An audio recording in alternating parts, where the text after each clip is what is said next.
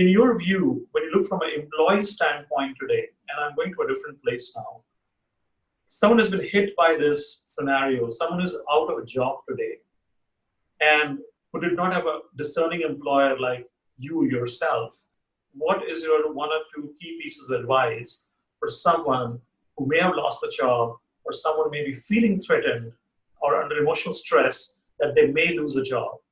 What would be your advice? I think that's a very pertinent point. Companies do tend to develop more flab around when times are good. Sometimes they may be overstaffed, right? They may have positions which probably become redundant when things go bad, right? So there is always this risk of having some trimming, or maybe even large one, when things are slow. If you were already lean and mean to begin with, I don't think this would have been a problem, right? So my first point, which is probably more for the employers, is don't go overboard when the going is good. Save it for a rainy day, and the rainy days happen quite often these days, right? Make sure that you have enough dry powder and you are able to support the people who helped you reach there in the first place, right? I also believe that more and more companies today talk about being a family, right? Well, you don't let your child out in the cold just because you don't have enough shelter, right? I think it's just pure mean. Yes, there can be times that you're driven to do those things if you want to survive, right? So I can take a different perspective and say, you know what, if I can survive, I can take back, right? But what do you do in the meantime? So all this is good for the future learning, but somebody who's stuck in that dilemma today, either having lost a job, and I know a lot of people who have already lost their jobs. I also know a lot of people, like you said, who feel threatened, right? So I know my customers, I know my suppliers who've come back to us and said, can you find me something, right? Which brings me to the most important point is, a lot of people don't even know what they're looking for. Very well said. What are their objectives? Are you looking for money? Are you looking for position, power, all work, no play, all play, no work? I don't know. What do you want in the long run, right? Because unless we are able to address that question of what is the sense of purpose, what drives you from within, we will always be in those situations where we feel threatened. Even pandemic or no pandemic, doesn't matter. It could happen to anyone at any point of time. So what does it mean? It means evaluating yourself, your attitude, your aptitude, your skill set. But I think more importantly, figuring out your sense of purpose. Because once you believe in it, you will deliver every single time your 100%. And there is no reason why you will become dispensable to the organization, right? If you're in a position of strength, you bargain better. You know your risk. So basically you're mitigating risk, right? That's what you're doing. Find a good match. Just like when we apply to colleges, we know where we stand, what our scores are, which college do we stand a better chance in, what kind of profile would you want to work in? Do you want to go in sales, production, quality, HR, finance? You have skills. Apart from skills, what is your inner calling, right? It's not about the product. It's about what drives you, right? So if people are able to figure that simple thing out, you mitigate the risk because you love what you do. Fortunately, I have been one of those people who have always loved what I've done. So I never had that challenge, right? I've always been 100% into my job. Now, people who do feel threatened, I think, one, of course, you need to pull up your boots, right? You need to reinvent yourself, just like businesses reinvent themselves. Get more skills, become more relevant in today's landscape. I know people who are 35, but they're technologically challenged. I can understand if you and me are technologically challenged, we are pushing 50. We're not open. We are not, absolutely. You know, yeah. so I know what you're saying. reinventing yourself all the time, finding a sense of purpose, and not waiting for something to happen to change course. Right? Very well it's a said. continuous process. I hear you make some 2 or 3 very good points out there. One is, I think if I summarize it, what you're really saying is that if someone has lost a job, there are two kinds of people: people who have lost a job and people who are worried they may lose the job. People who have lost a job, it's easy to sit, worry, fret, lose your temperature, and think that hell is going to break loose and what is going to happen. I think it's very important, like you rightly said. First is to assess two things, right? One is your financial status, where you are, and what's the, how many nuts have you collected as a squirrel for the rainy day. And second is assess your skill and aptitude. That is it what you've been doing? Take it as a blessing, maybe. In other words, that you want to break what you've been doing so far for 5 years, 10 years, 15 years, whatever, 20 years, maybe 30 years, maybe. Is that something which you really enjoy doing, and maybe you want to just take that as a knock and do something else, and something which you love to do and which can be close to your heart. Now, that's easier said than done. So I want to come back to you in a second to ask you that while it sounds good to say that, a lot of people have a monthly income to earn, and it's linked to their, compensation, their income, and especially the mid-age executives, the middle and senior executives, in the late 30s, early 40s, mid 40s, early 50s also have competing priorities, right? They would have their mortgages, young children going to school, maybe aging parents, maybe medication bills, and a bunch of other things. Could be, even if they dropped all their thoughts about luxury, their basic needs, which are not so basic, but they're real. And they need to get the monthly income in. I think that's a place where they get really worried about that, and they panic, right? That how do I go around? Sometimes I've also met a few executives who have been in this work for more than 3-4 months, 5 months, 6 months. Some people lost a job not because of COVID, but because of some retrenchment, because of the organization itself, like you said, not a very efficient organization, which may have had a bad day and thinking and business performance. And they let go people in October, November sometimes, or December and January. And then COVID came in and that compounded the crisis. So now the tunnel was like, okay, this is like a normal tunnel and I'm going to see some light after like X miles. Now suddenly that mile doesn't seem to be coming up. They don't know where it is.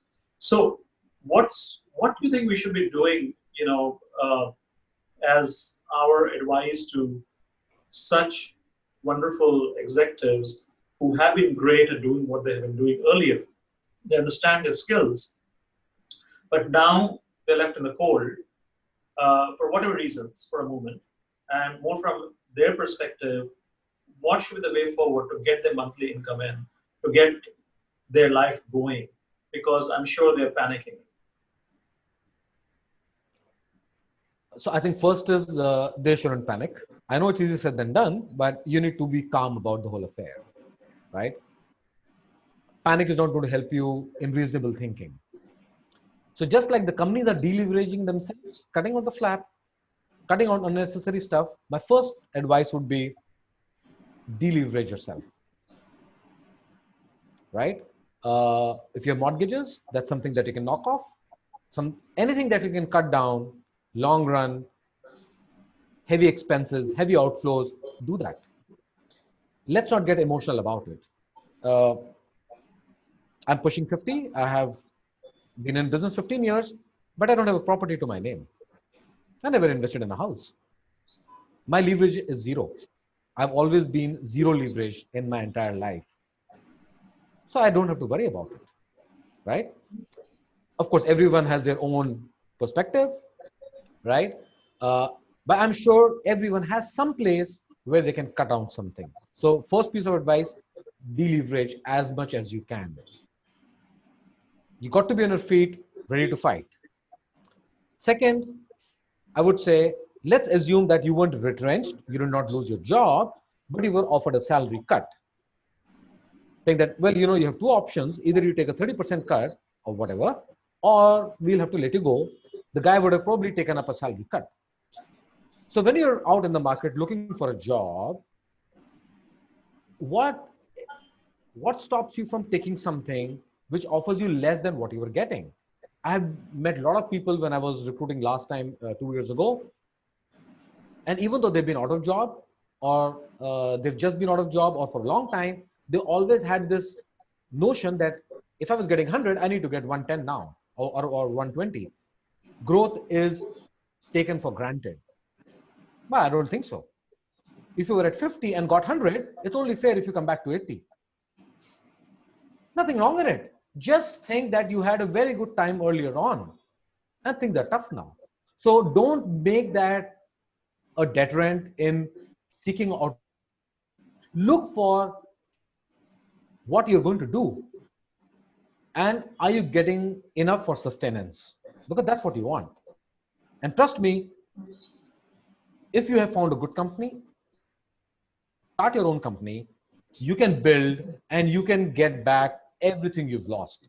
It can take time. I took 10 years, but I'm much stronger than what I was in 2009 and 10, right? Well said. Yeah, so I think that's it. And believe in yourself, develop your skills, keep learning, keep networking, but don't sit idle at home. Don't get rusted. Do something, go on commission basis, do something freelance, do something pro bono, connect. Don't rust. Something will come out somewhere.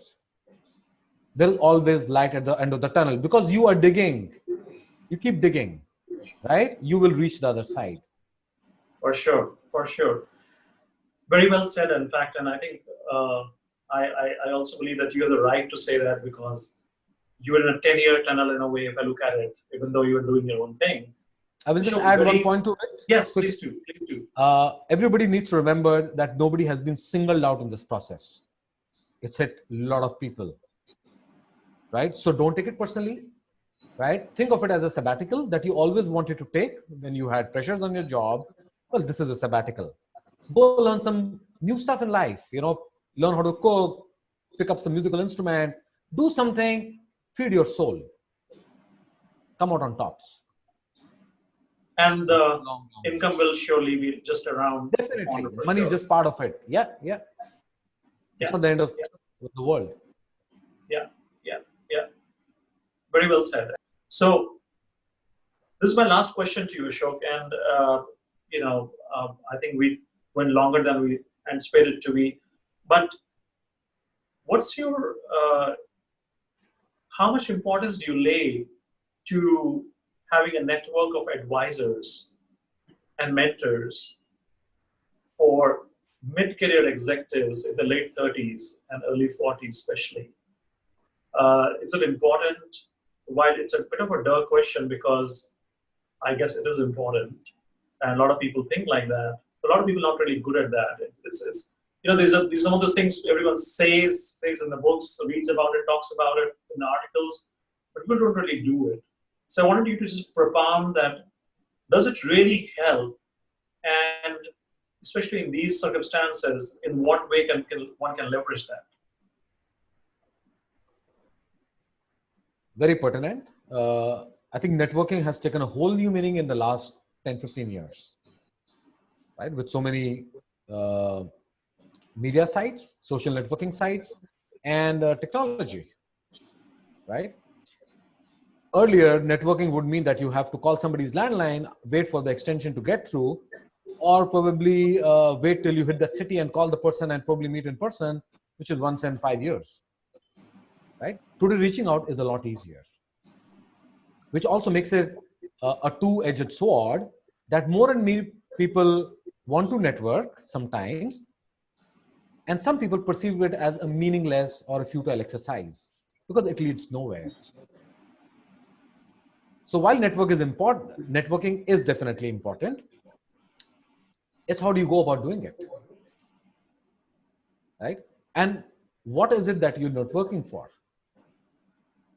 At every point in life, we all need to be sometimes patted on our backs. Sometimes we need course correction, right? Sometimes we need a piece of advice from somebody that we trust. Somebody we just need more confidence to be instilled in us that, what, you're on the right track. You just want to hear this. This comes from people that you have known, that you worked with, customers, suppliers, peers, colleagues, whatever. And you know that you have a support system. You have somebody who believes in you and trusts you.